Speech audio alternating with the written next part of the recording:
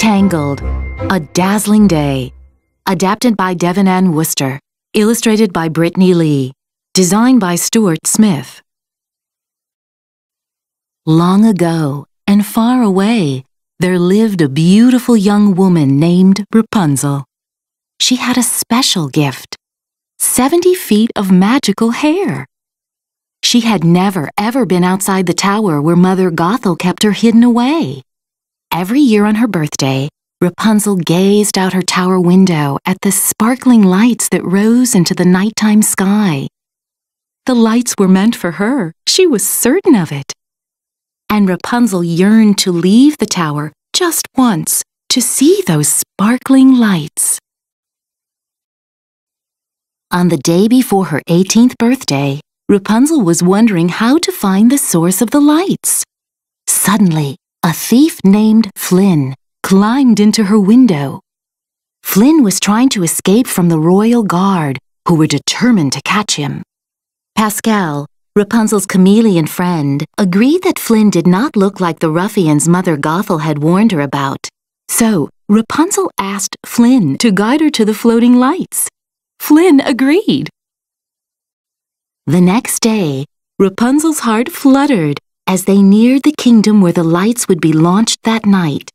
She was so close until Maximus, a horse from the royal guard, appeared. Maximus had finally hunted Flynn down and wanted to put him in jail. But Rapunzel convinced him to let Flynn go for just one day. Just then, a lovely chiming sound floated through the air. Following the sound, Rapunzel raced up a small hill and saw the kingdom. The chimes came from the kingdom's bells, ringing in the new day. Below the palace's peaked towers stood a village filled with thatched-roofed houses and inviting shops. Rapunzel felt more excited than ever. Rapunzel was amazed by everything she saw in the village. People were talking happily, hanging out their laundry, and selling and buying things. They were all preparing for that night's launching of the floating lanterns. Rapunzel gasped in delight as she rushed to see more, but something pulled her hair. People were accidentally stepping on all 70 feet of it. Some little girls were braiding one another's hair nearby. When they saw Rapunzel approaching, their eyes lit up with delight. They had never braided such long hair before. When they were finished, Rapunzel walked away with a neat braid bundled down her back. Nothing could stop Rapunzel now. She just had to wait until nightfall for the lights to appear. In the meantime, she found lots of new things to do in the kingdom. In a village shop, she tried on a beautiful dress. Rapunzel shared pretty pink pastries with Flynn. She loved the way the sweet frosting glazed her lips and tickled her taste buds. She had never eaten anything this marvelous in her entire life. Rapunzel found a bookstore and explored every shelf. She pulled books down to the floor and studied them with Flynn. She eagerly read adventure stories and saw pictures of foreign lands, all sorts of things she had never known about. Rapunzel found people who were drawing beautiful, colorful pictures on the streets. Happily, she joined right in. She liked everyone she met. "It is time, good people!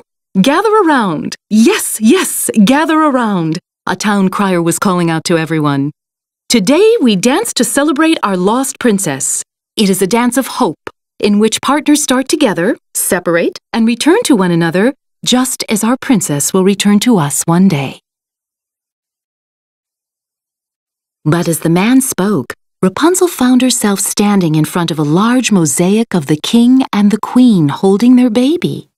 Something stirred deep inside Rapunzel as her green eyes met the identical green eyes of the princess in the painting. And the queen, why, she looked so familiar that Rapunzel's jaw dropped.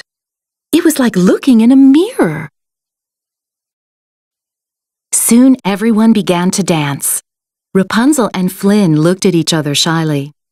Then they grasped hands and joined in, staring only at each other as they came together and separated among the joyous crowd.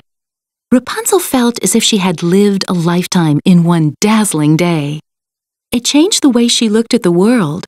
It was beautiful and wonderful out here. At last, nighttime arrived. Flynn led Rapunzel to a boat and rowed away from the shore. "What if it's not everything I dreamed it would be?" she asked. "It will be," Flynn reassured her. Darkness fell, and Rapunzel gazed in awe as thousands of colorful lanterns rose into the sky. It was her grandest dream come true. Flynn reached behind him and pulled out a surprise for Rapunzel. 2 lanterns!